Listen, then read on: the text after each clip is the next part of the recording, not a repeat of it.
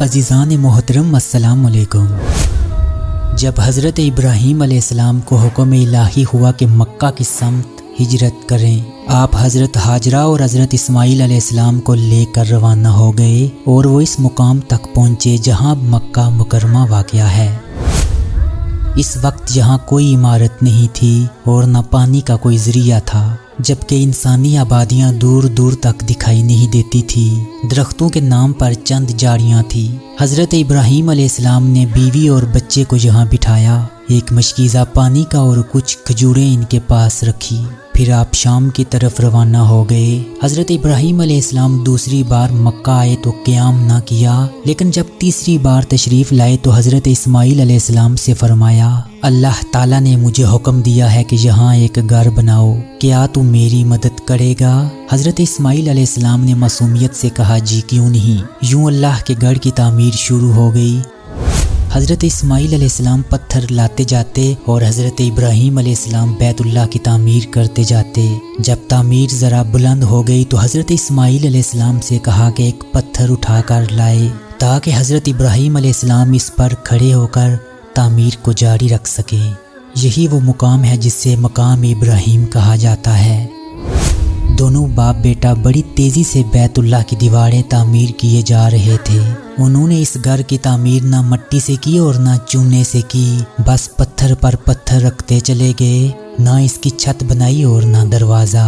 مگر بعد میں مختلف ادوار میں بھی بیت اللہ کی تعمیر ہوئی۔ جب حضرت ابراہیم علیہ السلام خانہ کعبہ کی تعمیر سے فارغ ہوئے تو حضرت اسماعیل سے کہا، ایک ایسا پتھر اٹھا کر لاؤ جو آغاز طواف کے لیے نشانی کے طور پر استعمال ہو سکے۔ حضرت ابراہیم علیہ السلام نے اسے اس مقام پر رکھ دیا جہاں وہ آج بھی اپنی جگہ پر قائم ہے۔ خانہ کعبہ کی اپنی ایک دلچسپ تاریخ ہے، مگر ماضی میں اسے کئی بار تعمیر کیا گیا۔ قریش کی جانب سے تعمیر نو حضور اکرم صلی اللہ علیہ وآلہ وسلم کے زمانے میں ہوئی تھی۔ قریش نے تعمیر کے لیے جو حلال مال جمع کیا تھا وہ انتہائی قلیل تھا، اسی لیے تعمیر کے وقت حجر کی طرف سے کچھ جگہ کم کر دی گئی تھی۔ حجر کے پیچھے ایک چھوٹی سی گول دیوار بنا دی گئی تھی تاکہ لوگ اس کے باہر طواف کر سکیں۔ کعبہ کے اندر انہوں نے 2 صفوں پر 6 ستون رکھے تھے جس پر چھت تھی۔ اس سے پہلے کعبہ پر چھت نہیں تھی اور دروازہ بھی ایک رکھا تھا۔ چھت کی بلندی 18 ہاتھوں کے برابر تھی۔ حضرت عبداللہ بن زبیر رضی اللہ تعالیٰ عنہ نے 3 دن تک استخارہ کر کے کعبے کو بالکل زمین کے عین برابر کر دیا تھا۔ حضرت زبیر رضی اللہ تعالیٰ عنہ نے کعبے کی بلندی 27 ہاتھوں کے برابر رکھی، ایک دروازہ داخل ہونے کے لیے اور ایک دروازہ باہر جانے کے لیے بنایا۔ دونوں دروازے سطح زمین کے برابر تھے۔ ہر دروازے کی لمبائی 11 ہاتھ مقرر کی گئی تھی اور یہ دروازے 2 پٹ پر مشتمل تھے۔ آپ نے کعبہ کے 4 ستون بنائے۔ آپ نے رکن شامی کی جانب ایک زینہ اوپر جانے کے لیے بنایا تھا اور اسے سونے سے مزین کروایا۔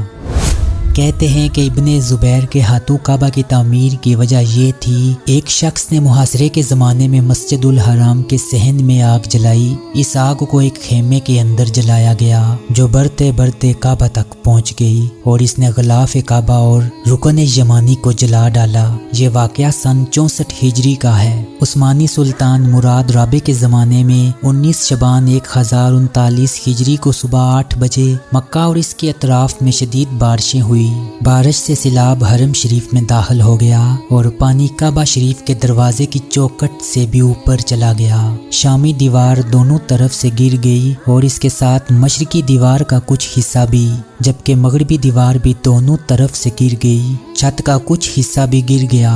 چنانچہ سلطان مراد نے دوبارہ کعبہ کی تعمیر کا حکم دیا اور آخری مرتبہ خلافت عثمانیہ کے سلطان مراد چہارم نے 1630 میں اس کی تعمیر کروائی۔ بیت اللہ کی تعمیر 1 سال کے عرصے میں مکمل کی گئی تھی۔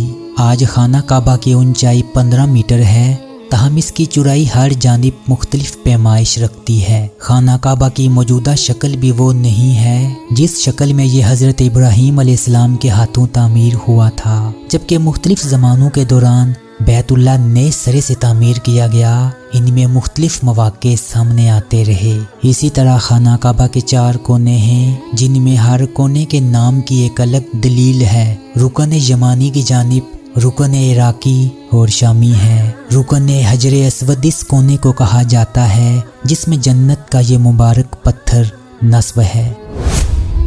اس کے قریب بیت اللہ کا دروازہ ہے جو سال میں 2 بار کھولا جاتا ہے، پہلی مرتبہ شعبان میں غسل کعبہ کے موقع پر اور دوسری مرتبہ اس کے غسل اور نئے غلاف کی تبدیلی کے موقع پر ذوالحجہ کے مہینے میں کھولا جاتا ہے۔ تاہم اس حوالے سے متعدد روایات ملتی ہیں کہ اللہ کے اس گڑھ کو پہلی مرتبہ کس نے تعمیر کیا، جبکہ قرآن کریم حضرت ابراہیم علیہ السلام اور ان کے بیٹے حضرت اسماعیل علیہ السلام کے بارے میں تصدیق کرتا ہے کہ ان باپ بیٹے نے اللہ کے حکم کو پورا کرتے ہوئے خانہ کعبہ کی دیواریں تعمیر کی اور پہلے بیت اللہ کی بنیاد رکھی۔